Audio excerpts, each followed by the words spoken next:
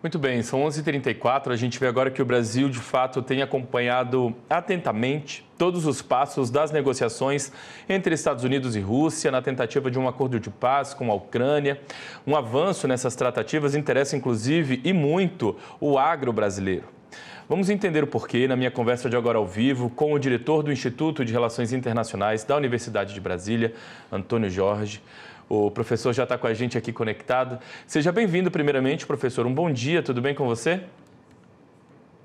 Muito bom dia, Felipe.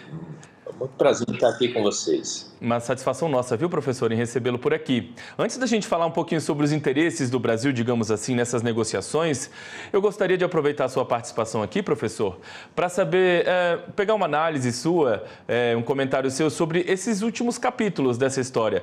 Teve encontro entre Trump e Putin lá no Alasca, teve reunião com Zelensky na Casa Branca, encontro com líderes europeus, enfim. A gente pode dizer que, dessa vez, os encontros foram mais cordiais. O senhor acredita que tenha saído algo de positivo dessa nova fase aí das negociações? Bom, mais cordiais, sem dúvida. Foram mais educados, né? Inclusive, o tratamento que o presidente Zelensky recebeu teve que ver com o fato de que ele foi acompanhado de autoridades europeias também. Agora, o fato de ter mais cordialidade não quer dizer que vá encaminhar essa negociação a bom termo. No que diz respeito ao encontro entre Putin e Trump, eu diria que cada um teve o que queria. Trump queria a atenção da mídia, queria um palco e teve. Putin queria ganhar tempo, também teve. Isso não vai modificar em nada a postura da Rússia no sentido de exigir a concessão de terras da Ucrânia para poder suspender o conflito temporariamente, mesmo que se comprometa a uma negociação de paz mais adiante. Ou seja, há esperança, abrem-se algumas portas para futuros diálogos, mas, essencialmente, a posição russa está muito clara. Ela não vai abrir mão de ter acesso por terra à Crimeia, porque ela precisa desse acesso por terra para assegurar o controle sobre a Crimeia e precisa da Crimeia para ter acesso a águas mais quentes. Do ponto de vista estratégico, na visão geopolítica de Putin, isso é inegociável. E ele conseguiu uma posição de fato, pelo menos em algumas daquelas províncias mais próximas ao território, e aposta no transcurso do tempo que corre a seu favor. Então, não há otimismo em relação à solução rápida desse conflito, porque a posição russa é muito clara, de um lado, e a posição da Ucrânia, de outro, é a de não ceder território, porque entende que se ceder esses territórios agora, numa negociação, será apenas o tempo de preparação e rearmamento da Rússia para continuar, para aumentar a pressão e ocupar toda a faixa de território que a liga à Crimeia. E a Ucrânia, obviamente, não quer, para ela é uma questão de sobrevivência, não quer perder o seu território. Não estamos falando só de 20% do seu território, estamos falando do risco do governo cair também e de uma ocupação russa maior, o que pelos europeus é percebido como o primeiro passo de uma expansão maior da Rússia na Europa. Então, a situação continua crítica, o que houve foi apenas um espaço maior de diálogo. Isso é muito positivo, tem que ser saudado. Mas a gente tem que manter os pés no chão. Essencialmente, as posições não se transformaram. E os europeus continuam muito desconfiados de que uma concessão à Rússia agora significa a contratação de um conflito mais amplo envolvendo os seus próprios territórios mais adiante. Se isso é verdade ou não, podemos discutir, mas o que está na mente de muita gente na Europa, e por isso eles se mobilizaram para ir aos Estados Unidos, é isso. Então a tendência é de uma estagnação do conflito e provavelmente de uma solução por exaustão de uma das partes, a saber, a Ucrânia. Bom, professor, quem tem acompanhado de longe, mas atentamente tudo isso, é o Brasil, né? A gente observa que o presidente Lula tem, de fato, observado toda essa movimentação, inclusive esteve em contato com o presidente russo recentemente. Explica para a nossa audiência, e que não entende exatamente o motivo do Brasil estar tão preocupado, o porquê. Por que a gente tem acompanhado isso tudo atentamente? Qual o interesse do Brasil em um possível acordo de paz entre Rússia e Ucrânia? Bom, o Brasil tem interesse na estabilidade do sistema internacional. A ninguém interessa um ambiente tão conflagrado, tão conturbado, tão incerto quanto o que nós estamos vivendo. Como se disse antes, eu estava assistindo aí o final da reportagem do vice-presidente.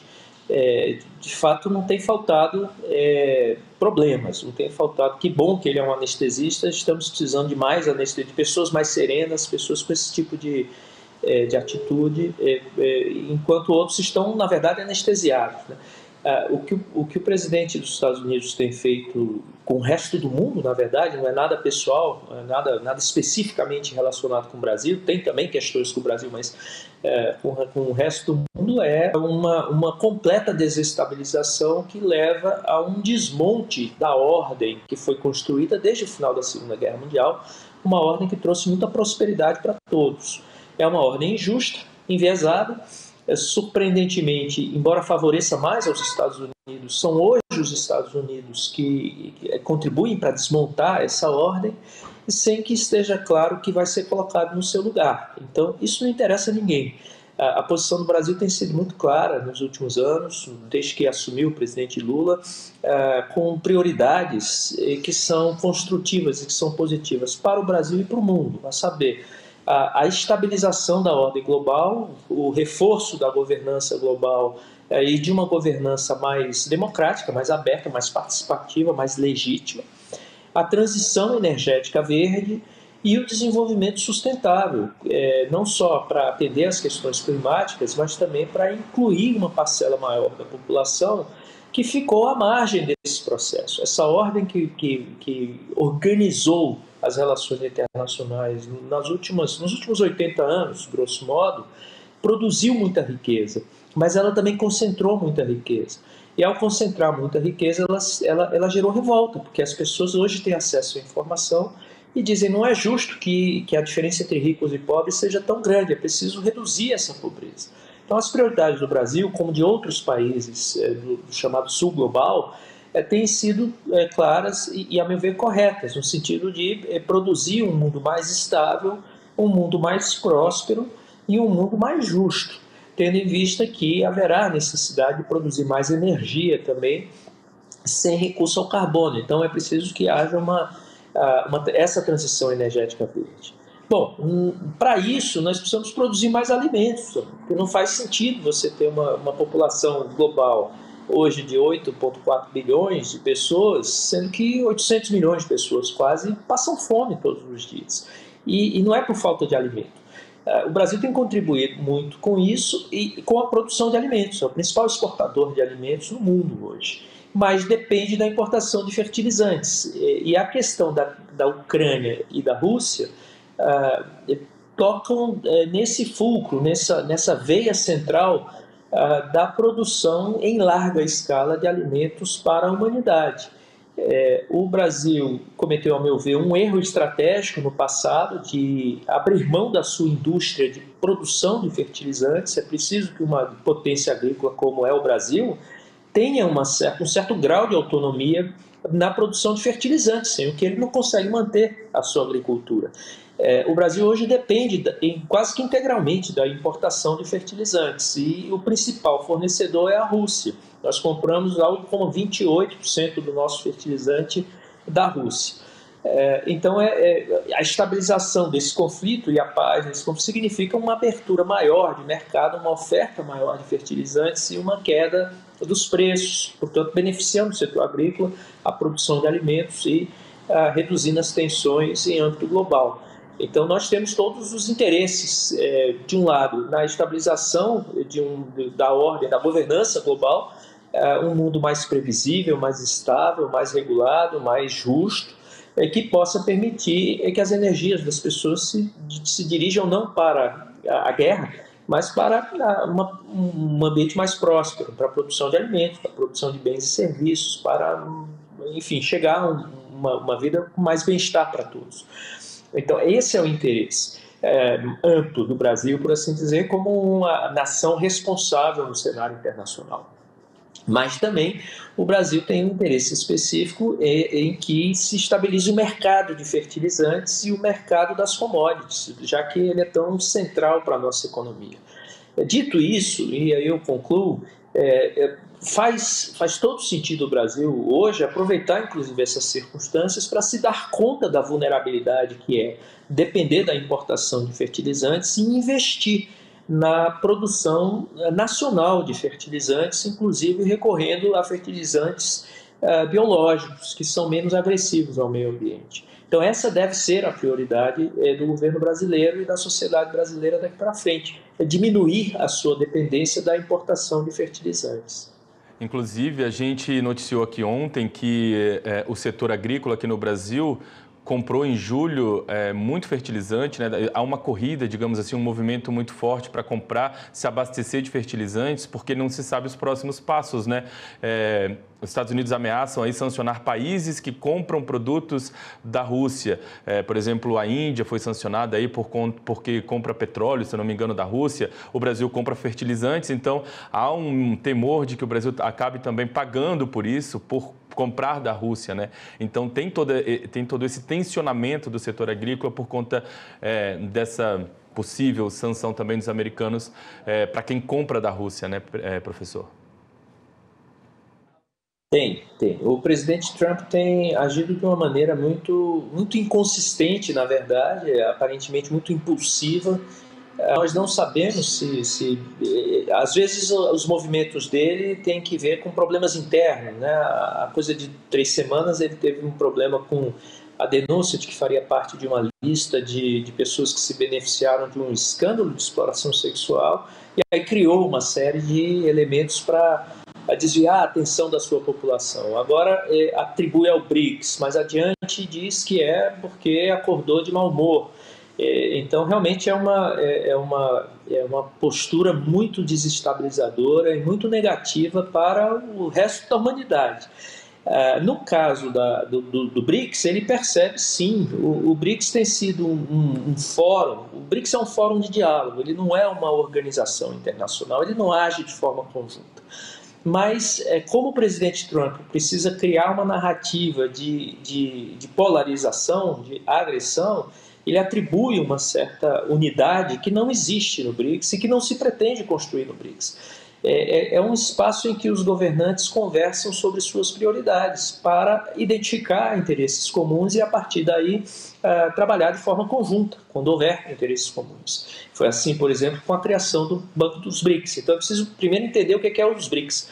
E como o mundo está nessa convulsão permanente, faltam espaços construtivos de diálogo. E o BRICS, então, ocupou esse vácuo, ocupou esse espaço e tem servido à construção de diálogos sobre soluções para esses problemas. Bom, para o presidente Trump é interessante dizer, veja, esse bloco está nos agredindo, nós precisamos fazer frente ao BRICS que está sendo usado pela China para impor a sua vontade e assim por diante, ou pela Rússia, pelas razões quaisquer, né? Ele está frustrado porque disse que acabaria com a guerra entre Rússia e Ucrânia em um dia. Ninguém acreditou nisso, não é possível acabar com um conflito desse em um dia, e agora ele precisa justificar de alguma forma. Então está dizendo que está correndo atrás do prejuízo e tentando aparecer novamente como um grande estadista que merece ganhar o Prêmio Nobel da Paz. Tem sido essa a principal prioridade de Trump. Ele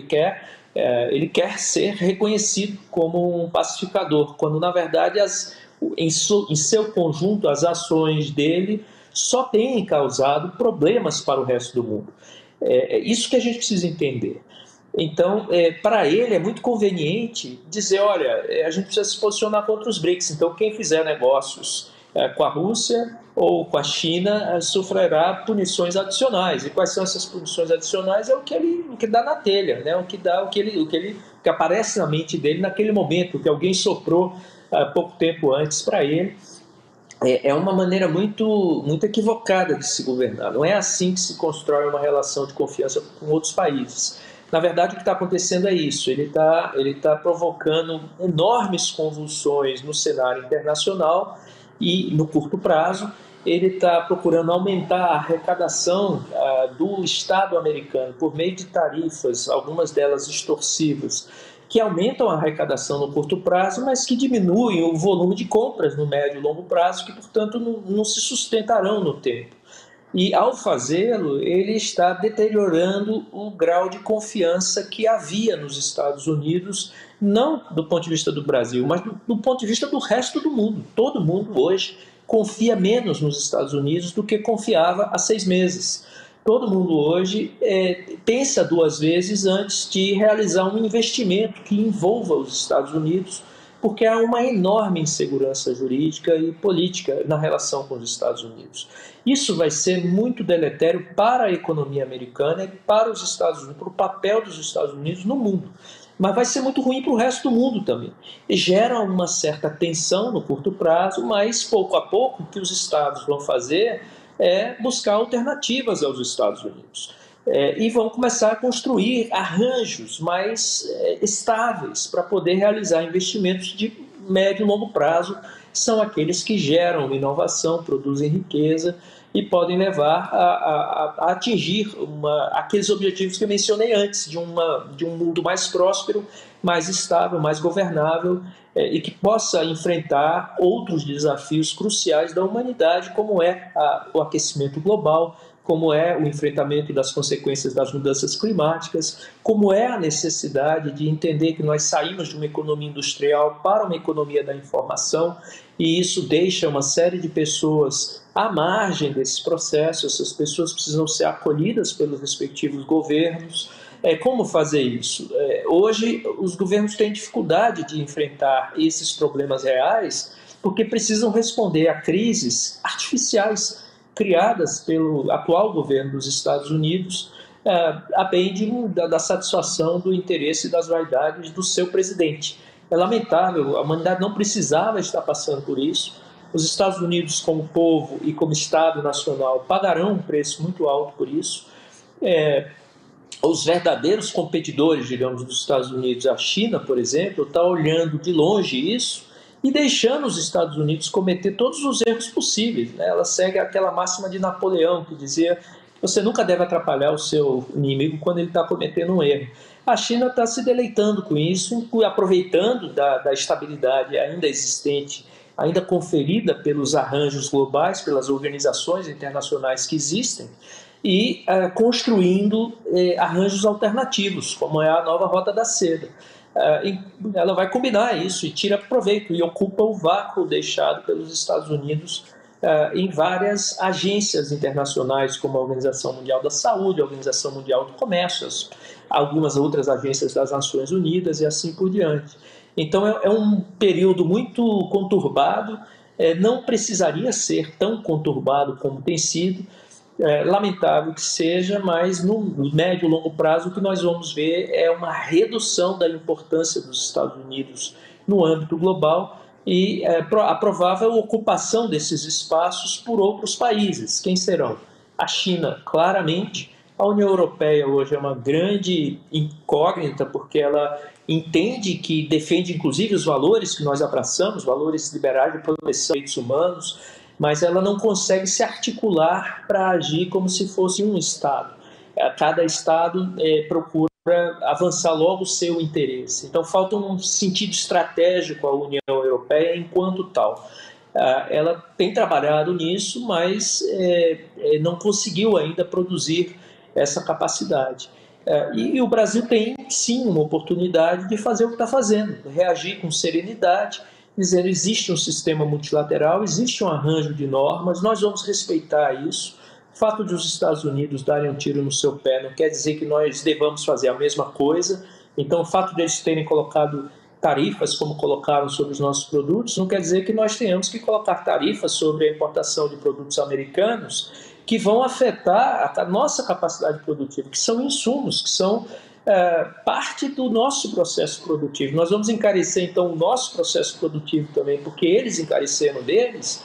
Isso não é inteligente. Então, o Brasil tem dado uma resposta muito serena, muito razoável, entende que é limitada, porque, por exemplo, ao levar para a Organização Mundial do Comércio, está certo, está chamando a atenção para a necessidade de fortalecer esse conjunto de normas. Mas ele hoje é pouco efetivo.